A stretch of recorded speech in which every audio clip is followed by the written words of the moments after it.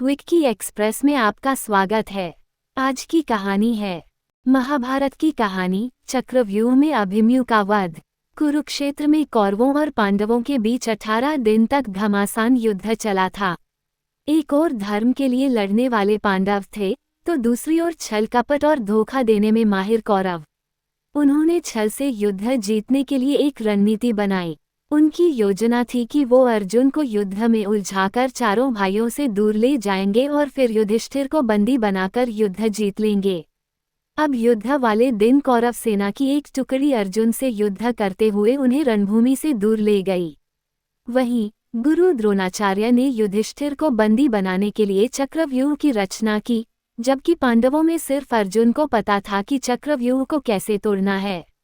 अर्जुन के दूर जाते ही गुरु द्रोणाचार्य ने पांडवों को ललकारते हुए कहा कि या तो युद्ध लड़ो या फिर हार मान लो। युद्ध के नियम के अनुसार युद्ध लड़ना जरूरी था। यदि युद्ध न करते तो भी हार जाते और युद्ध करते तो भी हार निश्चित थी। अब धर्मराज युधिष्ठिर को कुछ सूझ नहीं रहा था कि क्या करें और क्या न करें। उसी समय धर्मराज युधिष्ठिर के सामने एक युवक खड़ा हुआ और कहा, काकाश्री, मुझे चक्रव्यूह को तोड़ने और युद्ध करने का आशीर्वाद दीजिए। ये युवक कोई और नहीं बल्कि अर्जुन का पुत्र अभिमन्यु था। अभिमन्यु अभी मात्र 16 वर्ष का ही था, लेकिन सभी जानते थे कि वो युद्ध कौशल में अपने पिता के जैसा ही निपुण है।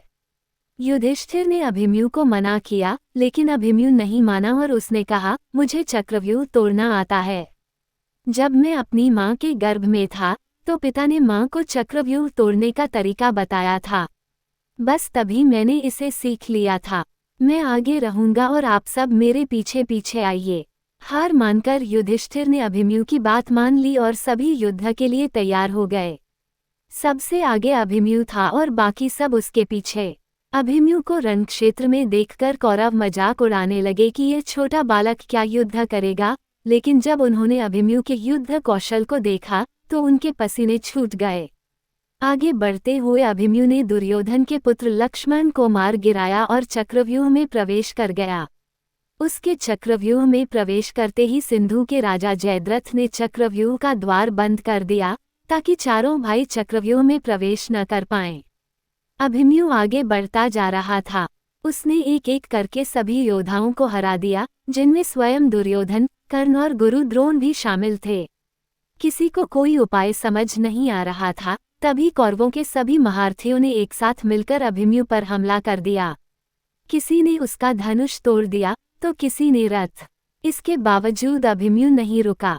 उसने रथ का पहिया उठाकर युद्ध करना शुरू कर दिया। बड़े बड़े महारथियों के साथ वीर अभिमन्यु अकेला लड़ता रहा, लेकिन वह अकेला कब तक लड़ता। अंत में सभी ने मिलकर उसकी हत्या कर दी और अभिमन्यु वीर गति को प्राप्त हुआ। अभिमन्यु की मृत्यु के बाद अर्जुन ने प्रतिज्ञा ली कि वो अगले दिन युद्ध में जयद्रथ का वध कर देगा। आज शूरवीर अभिमन्यु का नाम कर्ण और अर्जुन से भी पहले सम्मान के साथ लिया जाता है। सुनने के लिए धन्यवाद। मेरा चैनल सब्सक्राइब करें, लाइक और शेयर भी करें। धन्यवाद।